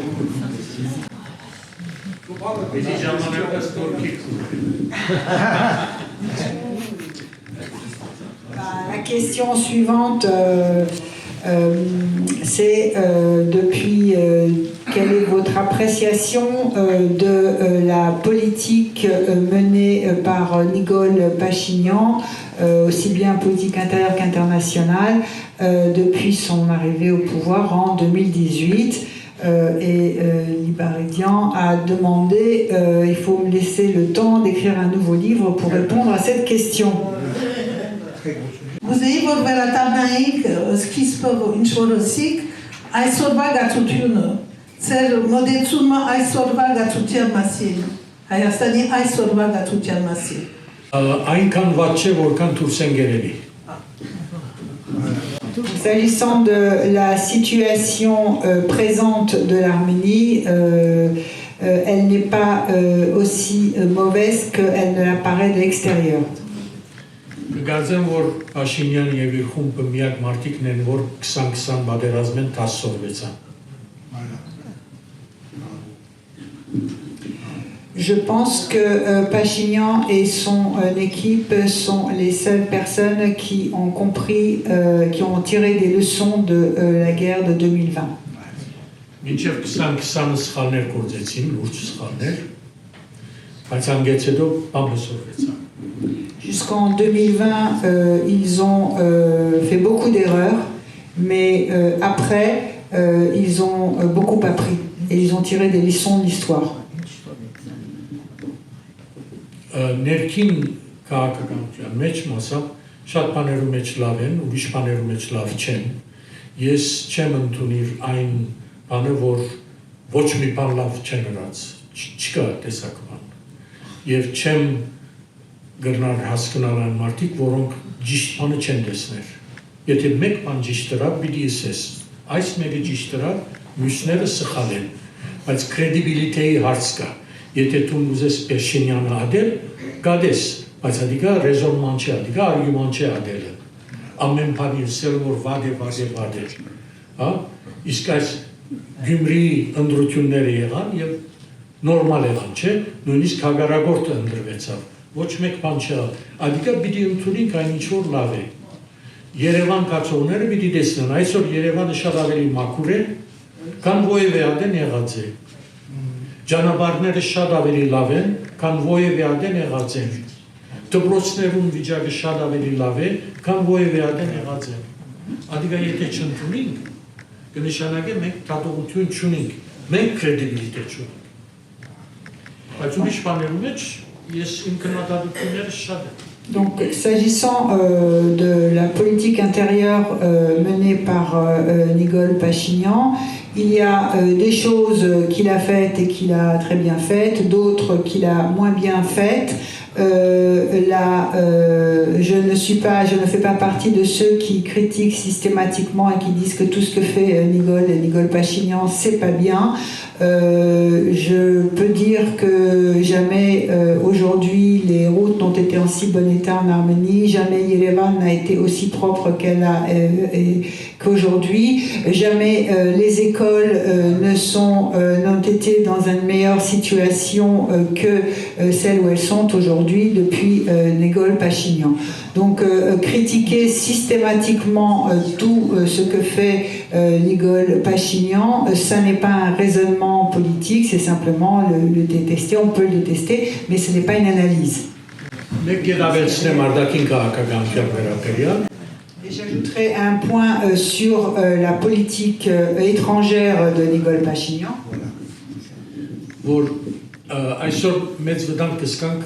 Իլհամ Ալիևի խոսակցությունը։ Շատ տարբեր պատճառներ կան, կամ դրված են, թե ինչու այդպես խոսի այդ մարդը։ Aujourd'hui, il y a une grande inquiétude autour des propos tenus par Ilham Aliyev et donc on se pose beaucoup de questions pour savoir et comprendre pourquoi il parle ainsi. Qu'est-ce qu'il veut dire? Այսինքն, պիտի մտածենք, հաշիվ ունենք, բացատրենք ինչու որբեսի գիտնանք բادرազմի վտանգը որքան է 10%, 50%, 90% եւ եթե չհասկանանք Ալիևը ինչու գնե մենք չենք կրնար չափել եւ ես բավական փորձ ունիմ որ հրաբարակային հայտարարությունները պիտի գիտնանք ինչպես հասկանալ Իլհամի թե Փաշինյանի թե ովևէ մեկու եւ հրաբարակային հանդիպումները անպայմանորեն իրականությունը չեն ներկայացներ Il est important de faire une distinction de bien faire attention au fait que les déclarations publiques et faites sur la place publique ne sont pas véritablement à juger, à prendre pour de leur embarras. Et il faut essayer de comprendre ce que veut Aliyev pour essayer d'analyser le niveau de possibilité, le pourcentage de possibilité, enfin oui, la possibilité qu'il y ait ou non à nouveau la guerre. Շատ բացատրություններ կան։ Մարդիկ կան գսեն, որ Հայաստանի դեմ պիտի խոսի, որ այդ մարդը միշտ թշնամիի պետք ունի։ Օրինակ, իր ռեժիմը բարելու համար։ Donc certains expliquent que Aliyev tient de tels propos parce qu'il ne peut pas vivre sans ennemis et que donc pour se maintenir au pouvoir, il a besoin constamment d'attaquer, de s'en prendre dans ses propos à l'Arménie. Եվ ուրիշ բացատրություններ կան, ես հիմա չեմ ուզեր անոր մեջ մտնել, բայց ես մեկ հավելյալ բացատրություն մտածեցի, որ Ալիևը, որ խոսի Հայաստանի մասին, խիստ եւ կսպառնա, իր բանակցությունը Թրամփի հետ է, Եվրոպայի հետ է, ոչ թե Հայաստանի։ Ինքը անոնց հետ կբանակցի, երբ որ կսպառնա։ Ma propre, donc il y a beaucoup d'autres explications possibles et qui sont données, fournies sur les propos d'Aliyev, mais moi je dirais simplement cette chose, c'est que lorsque, à mon avis, Aliyev tient des propos menaçants vis-à-vis de l'Arménie, il n'est pas en train de négocier avec l'Arménie, mais il négocie avec l'Europe et avec les États-Unis de Trump. Այսինքն ինքը պահանջներ ունի Ամերիկայեն եւ Եվրոպայեն։ Il a des revendications à formuler vis-à-vis il a des revendications qu'il veut faire valoir auprès des États-Unis et auprès de l'Europe, et cela explique la teneur de ses propos. Ես Թրամփը շատ վտանգավոր կնկատեմ Ամերիկայի եւ աշխարհի համար։ Չեմ գիտեմ ինչ կարծիք։ Je considère pour ma part que Trump est un danger aussi bien pour les États-Unis que pour le monde.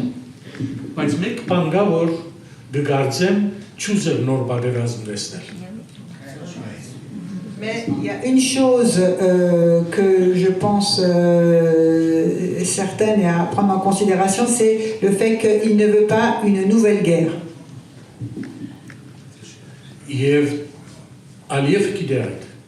Եվ ուրեմն կսպառնա պատերազմ, որովհետեւ Թրամփը կա, Ամերիկան կա եւ ասե որ միներ ինչ կրնակ տալ քեզ։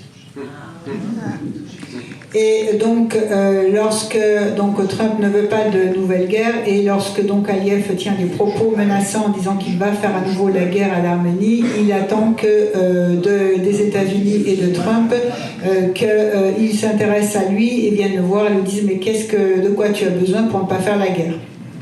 Cinq մեկ hypothèse, հա? Բայց կարևոր է։ Թրամփի գաբացությամբ սեմ ամերիկյան խոսք մգա։ Նույնիսկ կոդրված ժամացույցը օրը երկու անգամ ճիշտ ժամացույց։ Donc même la montre cassée donne l'heure juste 2 fois par jour. Merci bien à vous.